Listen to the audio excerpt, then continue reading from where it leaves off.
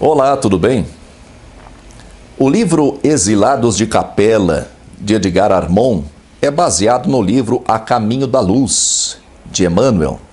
Se você leu Exilados de Capela, você sabe disso. Tudo que se fala hoje sobre espíritos que foram exilados de seus planetas de origem e vieram povoar a Terra, sofrendo uma espécie de castigo pelo seu orgulho, tudo se baseia nesses dois livros.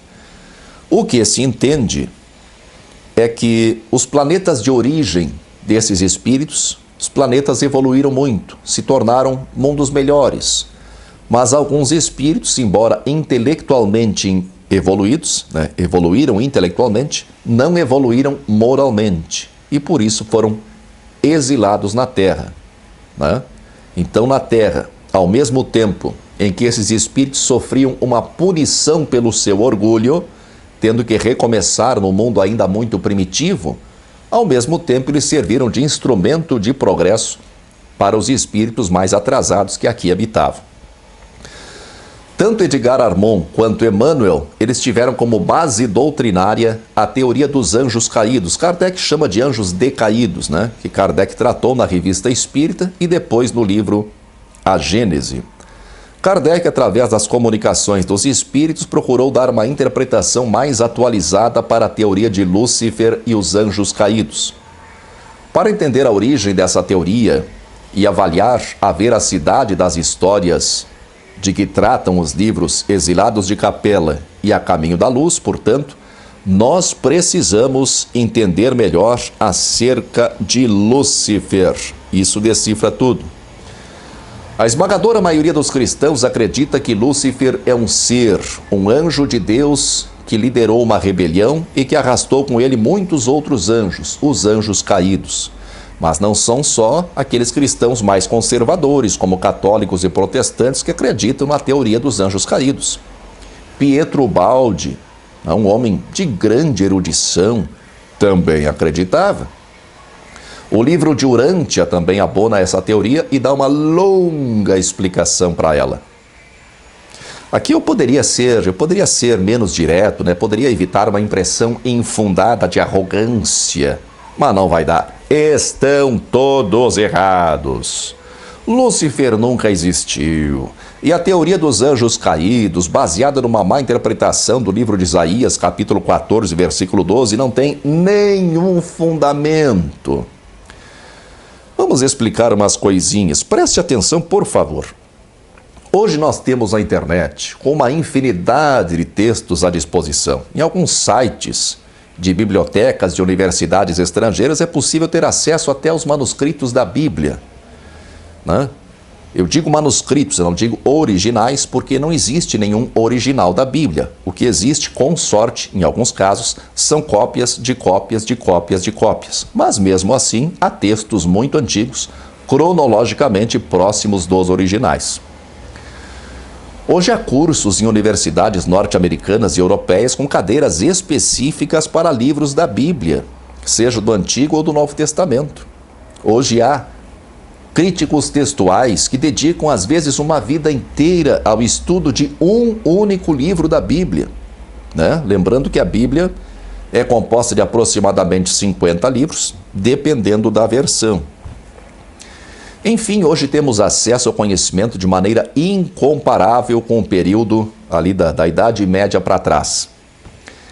Essa ideia de que Lúcifer é um anjo caído, isso tem origem no livro de Isaías, capítulo 14, versículo 12. O capítulo 14 de Isaías é um oráculo. Em linguagem bíblica, poderíamos dizer que é uma profecia ou uma previsão, Uma previsão do fim do exílio na Babilônia. Os judeus estavam cativos na Babilônia e o profeta Isaías, um líder dos judeus na época, prevê o fim do exílio e a queda do rei de Babilônia. Nós não precisamos de jeito nenhum acreditar que se trate de uma profecia no sentido sobrenatural do termo, nada disso. Os judeus estavam no exílio, evidentemente não estavam contentes no exílio e torciam contra o governo. Era como os coxinhas e o povo mais à direita querendo derrubar a Dilma, torcendo para que a Dilma caísse. Ou os petistas e outro povo aí mais à esquerda torcendo contra o Bolsonaro. Não tem nada de místico, nada de sobrenatural. É disso que trata o capítulo 14 de Isaías. E a partir do versículo 4, o autor começa uma espécie de cântico que vai até o versículo 21. Esse cântico é todo ele dirigido ao rei Nabucodonosor. O versículo que deu margem à interpretação de que existe um ser chamado Lúcifer é o versículo 12. Eu vou ler, com licença, os versículos de 12 a 15, para que o contexto fique mais claro. Está escrito assim, ó: Como caíste do céu, a estrela d'alva, filho da aurora, como foste atirado à terra, vencedor das nações, e no entanto dizias no teu coração: subirei até o céu, acima das estrelas de Deus colocarei meu trono, estabelecer-me-ei na montanha da Assembleia, nos confins do norte. Subirei acima das nuvens, tornar-me-ei semelhante ao Altíssimo, e contudo foste precipitado ao Sheol, nas profundezas do abismo. Essa tradução da Bíblia que eu tenho aqui é a Bíblia de Jerusalém, né? Sem dúvida a melhor tradução. Ela foi traduzida por uma numerosa comissão de católicos e protestantes. E a própria Bíblia de Jerusalém admite, não precisa nem tirar os óculos, né? Mas ela admite o contexto histórico do texto de Isaías. Veja o que diz a nota de rodapé sobre esses versículos de 12 a 15. Os versículos de 12 a 15 parecem inspirar-se em modelo fenício. Em todo caso, apresentam vários pontos de contato com os poemas de Ras Shamra. A estrela d'alva e a aurora são duas figuras divinas. A montanha da Assembleia é aquela em que os deuses se reuniam, como no Olimpo dos gregos. Os padres interpretaram a queda da estrela d'alva, vulgarmente, na Vulgata traduzido como Lúcifer, como a do príncipe dos demônios. Agora sim, eu tiro os óculos. Os padres que eles estão falando ali são os pais de igreja, os pais da igreja nos primórdios do cristianismo. Quem começou toda essa confusão foi Orígenes, um dos pais da igreja. Ele não foi o primeiro a interpretar errado, mas foi ele quem desenvolveu teorias a respeito, e são nessas teorias que milhões e milhões de pessoas em todo o mundo ocidental se baseiam. Eu li esse trecho e você não ouviu a palavra Lúcifer nenhuma vez. Nós vamos chegar lá, rapidinho. O livro de Isaías pertence ao Antigo Testamento, ele foi escrito em hebraico, né? A palavra hebraica traduzida como Lúcifer é Helil. Ela foi traduzida como Lúcifer por São Jerônimo. A palavra Lúcifer quer dizer portador da luz. Na leitura que eu fiz agora, da Bíblia de Jerusalém, está traduzido como estrela d'alva. Outras versões traduzem como estrela da manhã, estrela brilhante, astro brilhante. E algumas traduções mais antigas, como a Almeida Corrigida Fiel, ainda seguem a tradução de São Jerônimo e traduzem a palavra hebraica Helil como Lúcifer. São Jerônimo, seguindo uma ordem do Papa Damaso I, traduziu toda a Bíblia para o latim. Isso lá na virada do século IV para o século V, né? Jerônimo traduziu a palavra hebraica Helil para a palavra latina Lúcifer. Essa palavra Helil aparece outras vezes no Antigo Testamento. 2 vezes no livro de Jó e 1 vez nos Salmos. E nessas passagens, essa palavra hebraica Helil está se referindo ou às estrelas ou ao amanhecer. No Novo Testamento, Jerônimo também traduziu algumas passagens como Lúcifer. Uma foi na primeira epístola de Pedro, capítulo 1, versículo 19, e outra em Apocalipse, capítulo 2, versículo 28. Nas traduções em português, nós geralmente encontramos estrela da manhã. Na Vulgata Latina, que é a tradução de São Jerônimo, a tradução é Lúcifer. E essas interpretações equivocadas a respeito de Lúcifer como um anjo caído surgiram a partir da Vulgata de São Jerônimo. Uma curiosidade é que na passagem dessa primeira epístola de Pedro, capítulo 1, versículo 19, Lúcifer é Jesus. A estrela da manhã a que Pedro está se referindo é o próprio Jesus. No contexto dos versículos que eu li há pouco, o autor, que nós conhecemos como Isaías, não sabemos quem foi, ele está se referindo ao rei da Babilônia. O rei da Babilônia exaltava a si mesmo, né? Procurando tomar a si a glória que pertence a Deus. Esse é o contexto. Essa previsão de Isaías, então, mostra que ele seria, Nabucodonosor seria derrubado de volta à terra, já que havia se exaltado muito, se engrandecido muito. Antes da tradução de São Jerônimo, já havia algumas interpretações equivocadas sobre essa passagem de Isaías. Nós podemos dizer que Jerônimo oficializou a confusão, mas não foi ele o causador de tudo. Logo nos primórdios do cristianismo, alguns textos não canônicos, principalmente apocalípticos, porque existem outros apocalipses, fora esse da Bíblia, já faziam confusão. Por isso eu chamei a atenção, no início do vídeo, para a diferença de acesso ao conhecimento entre o que nós temos hoje à nossa disposição e os séculos passados.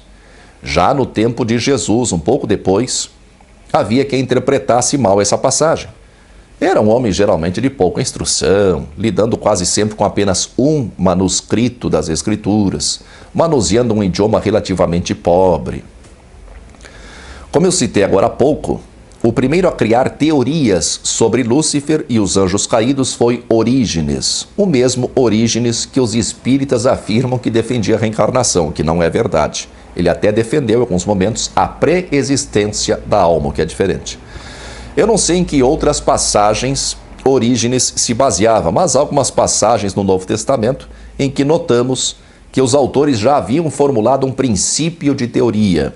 A mais famosa delas está no Apocalipse. Diz mais ou menos assim: e foi expulso o grande dragão, a antiga serpente que se chama Diabo e Satanás, o sedutor de todo mundo. Foi atirado para a terra com ele seus anjos. É mais ou menos isso. O Apocalipse é um livro absolutamente, é um livreco. Sinceramente, não sei como alguém pode levar a sério. Tem outra passagem que pode dar margem à interpretação, que está na segunda epístola aos Coríntios, atribuída a Paulo, capítulo 11, versículos 13 e 14. Ali diz que o próprio Satanás se transforma em anjo de luz. E tem mais uma passagem que os defensores ardentes da existência de Lúcifer defendem com unhas e dentes, mas eu acho que ali se trata apenas de um erro de tradução. Ela está em Lucas, capítulo 10, versículo 18. No texto, Jesus diz assim: eu vi a Satanás caindo do céu como um relâmpago. É assim que está traduzido em português. Mas isso me parece uma má tradução do texto grego. O texto grego, se lido literalmente como ele é escrito, diria assim: vi o Satanás como relâmpago no céu caindo.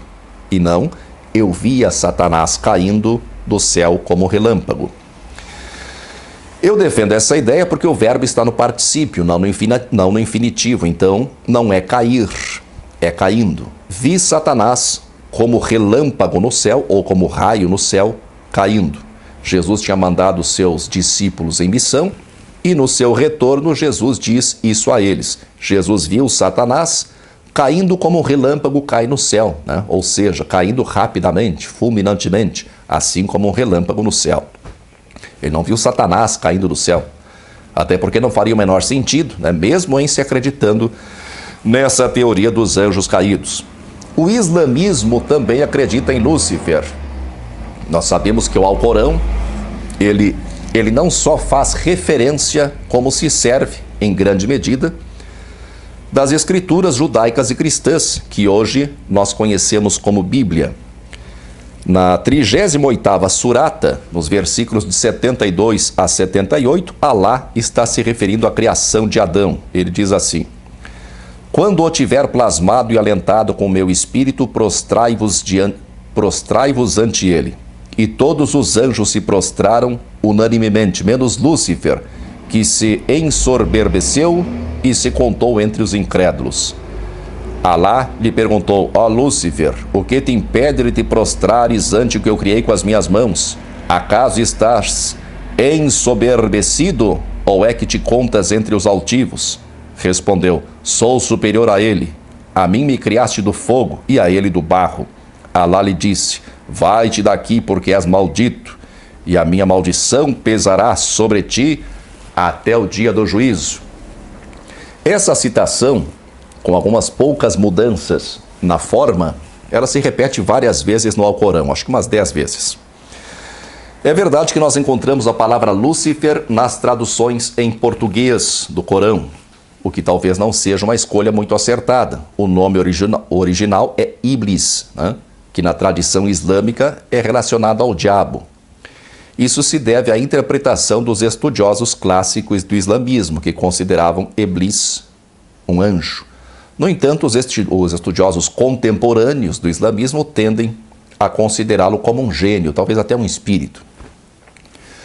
Embora os estudiosos contemporâneos não considerem Iblis, que é traduzido como Lúcifer, não considerem ele um anjo caído, e sim um ser criado por Deus, assim como Adão, só que em vez de ser criado do barro, foi criado do fogo, a mim, pelo menos, é evidente que a lenda de Lúcifer serviu de inspiração para esse modelo.